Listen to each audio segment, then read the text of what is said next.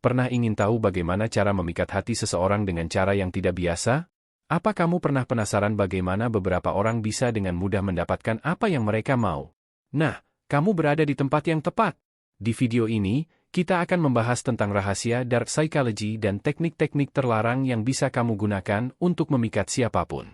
Tapi, tenang, ini semua untuk tujuan edukasi dan hiburan aja, ya. Jangan disalahgunakan. Bayangkan kamu bisa membaca pikiran orang lain dan tahu persis apa yang harus dilakukan untuk membuat mereka menyukaimu. Menarik, kan? Tapi ingat, dengan kekuatan besar datang tanggung jawab besar. Jadi, video ini juga akan mengajarkan kamu cara menggunakan teknik ini secara etis dan bertanggung jawab. Yuk, kita mulai petualangan kita ke dunia dark psychology. Perhatian sebentar ya, dengan kekuatan besar datang tanggung jawab besar, jadi gunakan ilmu ini dengan bijak, ya. Pertama, apa itu dark psychology? Dark psychology adalah studi tentang pikiran dan perilaku manusia yang memanfaatkan manipulasi dan kontrol untuk mendapatkan apa yang diinginkan. Istilah ini mulai populer pada akhir abad ke-20 ketika psikolog mulai mempelajari sisi gelap dari interaksi manusia. Dark psychology melibatkan teknik-teknik manipulasi yang digunakan untuk mempengaruhi orang lain tanpa mereka sadari. Mungkin kamu berpikir, wah, ini pasti cuma buat penjahat super di film-film, kan? Tidak juga. Dark psychology sebenarnya sering kita temui dalam kehidupan sehari-hari. Misalnya, saat seseorang mencoba meyakinkanmu untuk membeli sesuatu yang sebenarnya tidak kamu butuhkan, atau ketika temanmu berusaha membujukmu untuk melakukan sesuatu yang tidak ingin kamu lakukan. Dark psychology tidak hanya digunakan oleh penjahat super dalam film. Teknik-teknik ini sebenarnya bisa diterapkan dalam kehidupan sehari-hari, seperti dalam negosiasi, persuasi, dan hubungan pribadi. Contohnya, kamu bisa menggunakan teknik ini untuk meyakinkan atasanmu agar memberikanmu kenaikan gaji atau untuk memperbaiki hubungan dengan pasanganmu. Pernahkah kamu berusaha memenangkan argumen dengan teman, atau meyakinkan bos untuk memberikanmu promosi? Jika iya, kamu mungkin tanpa sadar sudah menggunakan beberapa teknik dark psychology. Teknik-teknik ini bisa membantu kamu menjadi lebih persuasif dan mendapatkan apa yang kamu inginkan dengan lebih mudah. Namun, ingatlah untuk selalu menggunakan teknik ini dengan niat baik. Dark psychology bisa menjadi alat yang sangat kuat, tetapi jika disalahgunakan, bisa merusak hubungan dan merugikan orang lain. Teknik dasar dark psychology. Teknik gaslighting. Gaslighting adalah teknik manipulasi di mana seseorang membuat orang lain meragukan realitas mereka sendiri. Ini bisa sangat efektif dalam membuat seseorang merasa tidak percaya diri dan tergantung pada si manipulator. Misalnya, seseorang bisa terus-menerus menyangkal kejadian yang sebenarnya terjadi, membuat korban merasa bingung dan tidak yakin akan ingatan mereka sendiri. Teknik ini sering digunakan dalam hubungan yang tidak sehat, di mana satu pihak berusaha mengendalikan pihak lainnya. Gaslighting bisa membuat korban merasa seolah-olah mereka yang selalu salah, bahkan ketika mereka tahu bahwa yang terjadi sebaliknya. Ini menciptakan ketergantungan emosional yang sangat kuat. Teknik love bombing. Love bombing adalah teknik di mana seseorang memberikan perhatian dan kasih sayang berlebihan untuk membuat target merasa sangat dicintai dalam waktu singkat. Setelah target merasa tergantung, manipulator mulai mengendalikan hubungan. Teknik ini sering digunakan oleh narsisis dan manipulator untuk mendapatkan kendali atas korbannya. Bayangkan seseorang tiba-tiba memberikanmu kado setiap hari, mengirim pesan penuh kasih sayang tanpa henti, dan membuatmu merasa seperti orang paling istimewa di dunia. Kedengarannya menyenangkan, bukan? Namun, hati-hati, karena begitu kamu sudah terpikat, manipulator ini bisa mulai menunjukkan sisi gelap mereka. Teknik mirroring. Mirroring adalah teknik di mana kamu meniru gerakan, ekspresi, dan kata-kata orang lain untuk membangun hubungan dan membuat mereka merasa nyaman. Teknik ini sangat efektif karena secara alami, manusia cenderung menyukai orang yang mirip dengan diri mereka. Ini menciptakan rasa kedekatan dan kepercayaan. Contohnya, jika temanmu selalu menggunakan kata asyik dalam percakapan, kamu bisa mulai menggunakan kata yang sama untuk membuat mereka merasa lebih terhubung denganmu. Hal ini juga berlaku untuk bahasa tubuh. Jika mereka cenderung menyilangkan tangan, kamu bisa melakukan hal yang sama. Mirroring bukan hanya tentang meniru apa yang mereka katakan atau lakukan, tetapi juga tentang memahami perasaan dan emosi mereka. Dengan melakukan ini, kamu bisa membangun hubungan yang lebih dalam dan lebih berarti. Teknik foot in the door.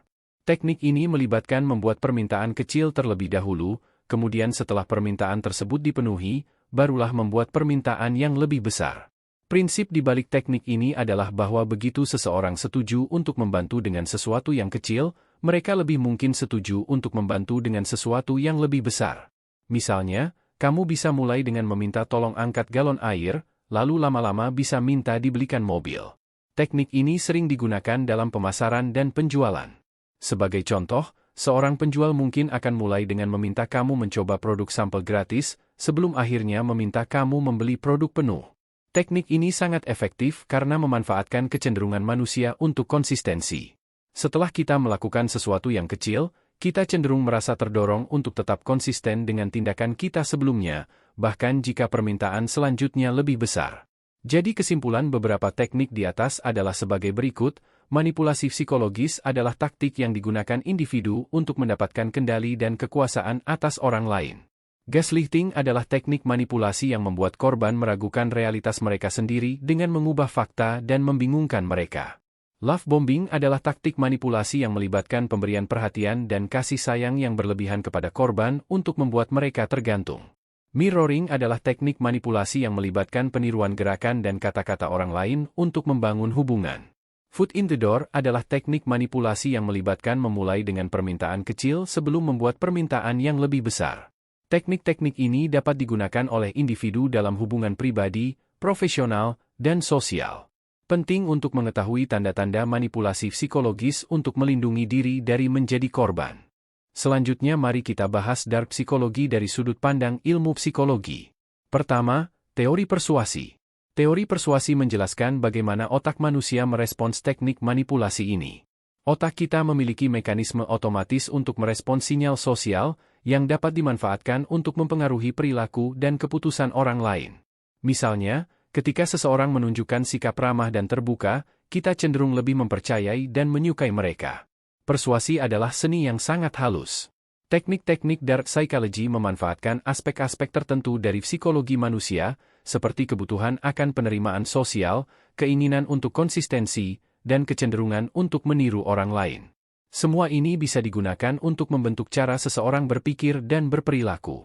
Fakta unik, otak kita memiliki mekanisme otomatis untuk merespons sinyal sosial.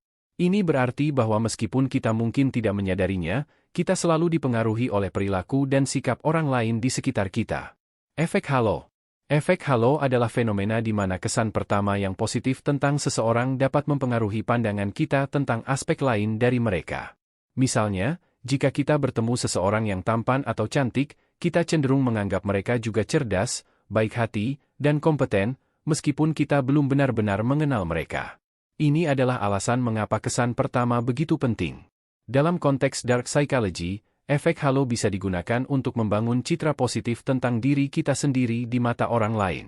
Misalnya, dengan berpakaian rapi dan menunjukkan sikap ramah, kita bisa menciptakan kesan pertama yang positif dan meningkatkan peluang kita untuk mempengaruhi orang lain.